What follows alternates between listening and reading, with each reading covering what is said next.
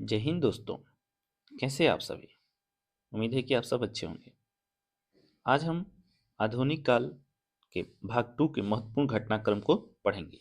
इससे पहले वाली वीडियो में आधुनिक काल के पार्ट 1 हम लोग देख चुके हैं, महत्वपूर्ण घटनाक्रम, जिसमें 1885 तक का जिक्र किया गया है।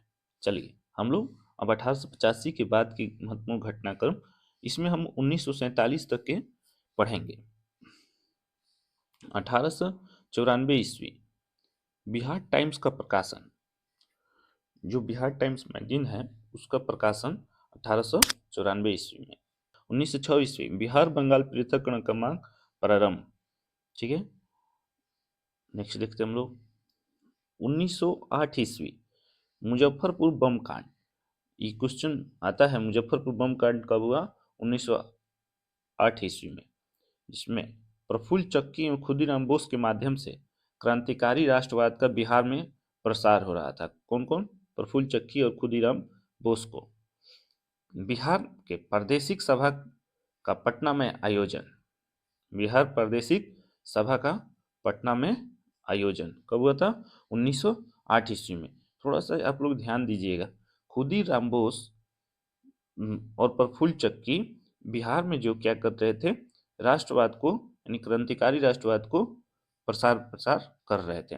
खुदीराम बोस और प्रफुल्ल चक्की द्वारा मुजफ्फरपुर के मुख्य प्रेसिडेंसी मजिस्ट्रेट डीएच किंग्सफोर्ड को मारने के लिए उन्होंने बम बनाया, जिनमें वाहन पर बम फेंका, जिसमें 2 महिलाओं की मृत्यु हो गई। यही है जिसमें खुदीराम बोस की सबसे कम उम्र पर फांसी की सजा दी गई। ठीक है दोस्तों, चलिए। 1911 ईस्वी 12 दिसंबर 1911 ईस्वी को सम्राट जॉर्ज पंचम द्वारा दिल्ली दरबार में बिहार पृथक प्रांत बनाने की घोषणा हुई। पृथक प्रांत बनाने की घोषणा कब हुई? 12 दिसंबर 1911 को। 22 मार्च 1912 ईस्वी बिहार एवं उड़ीसा के बंगाल से पृथककरण प्रस्ताव स्वीकृत हुआ। इसीलिए आप देखते होंगे कि 22 मार्च को बिहार दिवस के रूप में मनाया जाता है। 1 अप्रैल 1912 ईस्वी बिहार एवं उड़ीसा के नए प्रांत की स्थापना हो गई। इस दिन क्या हुआ? पृथक्करण का प्रस्ताव स्वीकृत हो गया और 1 अप्रैल 1912 को बिहार एवं उड़ीसा नए प्रांत के रूप में स्थापित हुए। नेक्स्ट देखते हैं हम लोग। ये 1912 ईस्वी बिहार में भारतीय राष्ट्रीय कांग्रेस का सम्मेलन कहाँ पर हुआ? बांकीपुर, पटना। बांकीपुर कहाँ है? पटना में, 1912 ईस्वी में। ठीक है दोस्तों, पंडित नेहरू की कांग्रेस सम्मेलन में प्रथम उपस्थिति की जो बांकीपुर में हुआ था, भारतीय राष्ट्रीय कांग्रेस, इसका अध्यक्षता कौन किया था? अध्यक्षता अध्यक्षता आर.एन. मधोलकर। मधोलकर कौन किया था? आर.एन. मधोलकर। इनका पूरा नाम क्या था? रघुनाथ नरसिंह मुधलकर। ठीक है, चलिए हम लोग नेक्स्ट देखते हैं। 1912-13 ईस्वी बाल्कन युद्ध। बाल्कन युद्ध के क्रम में बिहार में मुसलमानों द्वारा तुर्की के सुल्तान जो थे खलीफा के प्रति समर्थित प्रदर्शन हुआ। बाल्कन युद्ध के दौरान 1912-13 1913-14 ईस्वी में ताना भगत आंदोलन का आरंभ। ताना भगत आंदोलन का आरंभ कब हुआ? 1913-14 ईस्वी में। ये छोटा नागपुर क्षेत्र में हुआ था। कहाँ, किस क्षेत्र में हुआ था? छोटा नागपुर क्षेत्र। चलिए, 1916 ईस्वी पटना उच्च न्यायालय की स्थापना। ये क्वेश्चन आता है, थोड़ा सा आप लोग हमेशा माइंड में रखिएगा।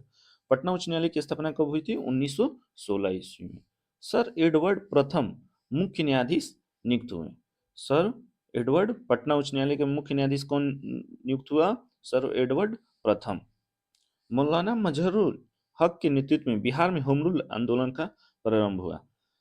अब क्वेश्चन आता है बार बार, बिहार में होम रूल आंदोलन का प्रारंभ, होम रूल आंदोलन का नेतृत्व किसके नेतृत्व में हुआ? मौलाना मजहरुल हक के नेतृत्व में।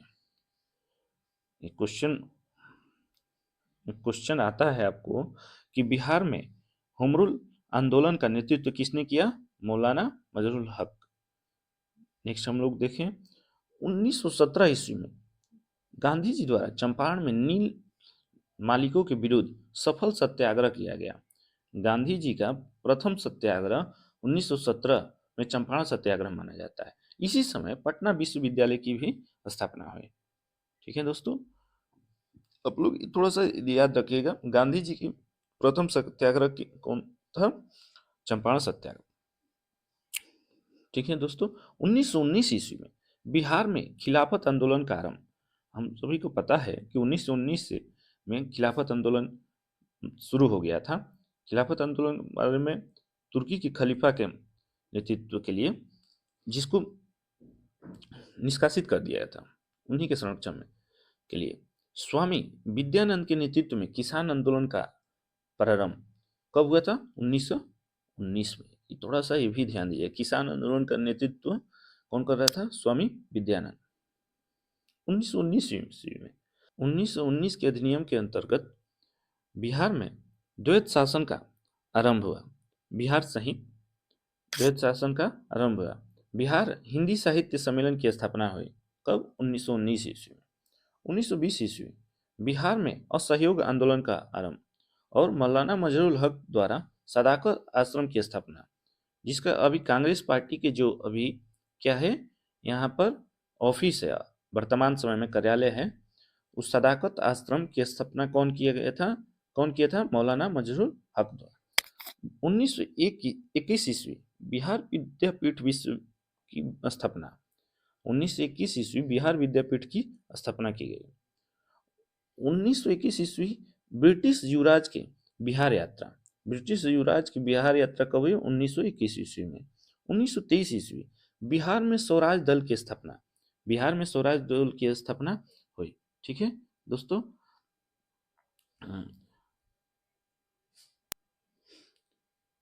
बिहार में स्वराज दल की स्थापना 1923 ईस्वी में। स्वराज दल की स्थापना कब हुआ? 1 जनवरी 2023 को। इसमें कौन कौन थे? चित्तरंजन दास और मोतीलाल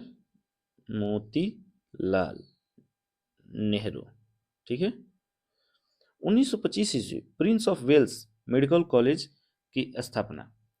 ठीक है। 1928 ईस्वी साइमन कमीशन का बिहार में आगमन और राष्ट्रवादियों द्वारा बहिष्कार। साइमन कमीशन कब आया था? 1927 में पूरे भारत में, और बिहार में कब आया? 1928 ईस्वी में, जिसमें राष्ट्रवादियों द्वारा इसका बहिष्कार किया जा रहा था, क्योंकि इसमें सभी अंग्रेज शामिल थे। 1929 ईस्वी बिहार में स्वामी सहजानंद द्वारा प्रांतीय किसान सभा का गठन। थोड़ा सा याद रखिएगा, बिहार में प्रांतीय किसान सभा का गठन किसके नेतृत्व में हुआ? स्वामी सहजानंद द्वारा। 15 अप्रैल 1930 ईस्वी बिहार में नमक सत्याग्रह प्रारंभ और सविनय अवज्ञा आंदोलन का प्रचार। 1931 ईस्वी बिहार सोशलिस्ट पार्टी का गठन। बिहार सोशलिस्ट पार्टी का गठन कब हुआ? 1931 ईस्वी। थोड़ा सा ध्यान रखिएगा। 1934 ईस्वी 7 अप्रैल 1934 को पटना में गांधी जी द्वारा निजी सत्याग्रह का ऑन। ठीक है। 1936 ईस्वी उड़ीसा के पृथक्करण कर दिया। बिहार से उड़ीसा एक नए राज्य के रूप में पुनर्गठित हुआ। Sir James David Swift Bihar के प्रथम गवर्नर नियुक्त। बिहार के प्रथम गवर्नर कौन नियुक्त हुए? Sir James David. त्रिवेणी सभा की स्थापना, ये तो एक बार क्वेश्चन आया था बीपीएससी में कि पीवाईक्यू कि त्रिवेणी सभा की स्थापना कब हुई? 1936 ईस्वी। 1937 ईस्वी 1935 के अधिनियम के अंतर्गत प्रांतीय स्वायत्तता के प्रावधानों अनुसार बिहार में चुनाव का आयोजन हुआ और कांग्रेस भारी बहुमत से सफल हुआ, जिसमें सफल होने के बाद 7 जुलाई 1937 को बिहार मुस्लिम इंडिपेंडेंस पार्टी के नेता मोहम्मद यूनिस बिहार के पहले प्रधानमंत्री नियुक्त हुए। क्वेश्चन बार बार आता है कि बिहार के पहले प्रधानमंत्री कौन थे? बिहार के पहले मुख्यमंत्री कौन थे? मोहम्मद यूनिस। किस पार्टी से थे? बिहार मुस्लिम इंडिपेंडेंट पार्टी। 1937 ईस्वी 20 जुलाई 1937 को श्री कृष्ण सिंह के नेतृत्व में कांग्रेस मंत्रिमंडल का गठन हुआ। ठीक है। उसके बाद 1937 20 जुलाई, इस 7 जुलाई को बनते हैं प्रधानमंत्री। इसके बाद 20 जुलाई श्री कृष्ण सिंह के नेतृत्व में कांग्रेस मंत्रिमंडल का गठन होता है।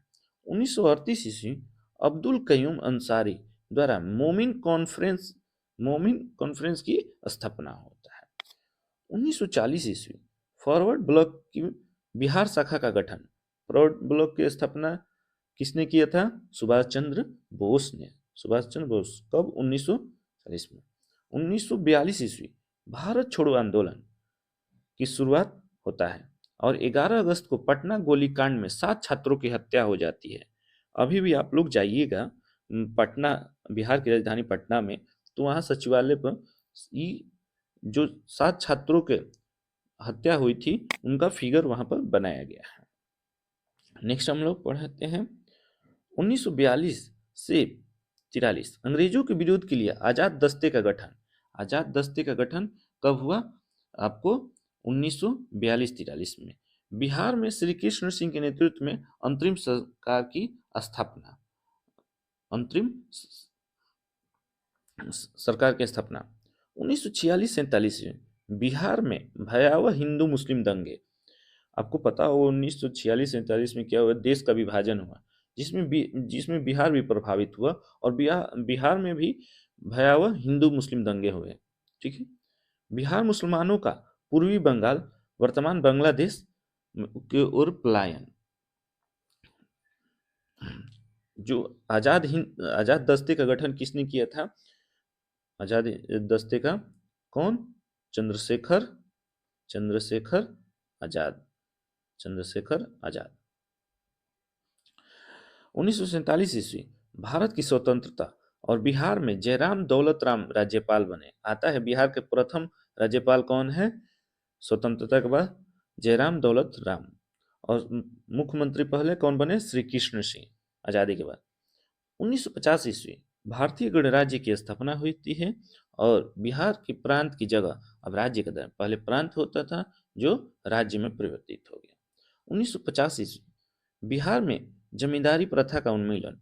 बिहार में जमींदारी प्रथा का उन्मूलन कब होता है? 1950 ईस्वी में। 1952 ईस्वी भारतीय संविधान के अंतर्गत बिहार में प्रथम आम चुनाव होता है और कांग्रेस निर्णायक सफलता प्राप्त करते हैं। ये रहा दोस्तों हम लोगों का आपको भाग 2 आधुनिक काल का। आधुनिक काल का भाग 2 हम लोग पढ़ लिए। इससे पहले वाली वीडियो जो लोग नहीं देखे होंगे वो जाके भाग 1 देख लेंगे, पूर्व मध्यकाल का महत्वपूर्ण घटनाक्रम देख लेंगे और प्राचीन का महत्वपूर्ण घटनाक्रम देख लेंगे। एक सीरीज के तहत हम पढ़ाए हुए हैं, आप लोग देख लीजिएगा। अगर वीडियो अच्छी लगे तो आप लोग शेयर कीजिए, चैनल को सब्सक्राइब कीजिए। धन्यवाद दोस्तों, जय हिंद।